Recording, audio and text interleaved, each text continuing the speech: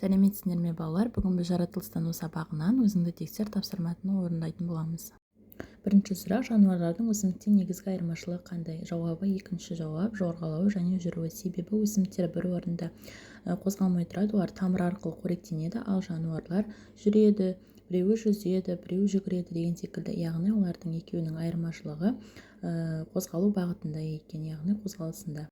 Екінші сұрақ: қайсысы жабайы жануарлар? Жауабы: жолбарыс, түлкі. Себебі сиыр, алабұға деген адамның күтімімен өмір сүретін, яғни адам күту арқылы. Сиыр үй жануары, алабұға балықтың бір түрі, яғни үйде өмір сүретін. Ал жолбарыс пен түлкі адамның көмегінсіз табиғатта, орманда өмір сүретін жануарлар. Жауабы: жолбарыс пен түлкі. Үшінші сұрақ: шұбат қай жануардың сүтінен дайындалады? Шұбат түйе жануарының сүтінен ашытылып дайындалады, ал жылқыдан қымыз дайындалады. Дұрыс жауабы: түйе.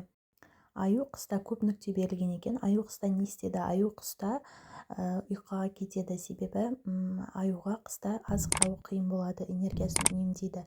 Ал көктемде қайтадан оянып азықтауға кіріседі. Адамдар күтіп баптайтын жануарларды қалай атайды? Адамдар күтіп баптайтын жануарларды үй жануарлар деп атаймыз. Оларға мысалы сиыр, мысық, ит деген секілді. Ал жабайы жануарларға түлкі, қасқыр секілді жануарларды атаймыз. Дұрыс жауабы: үй жануары.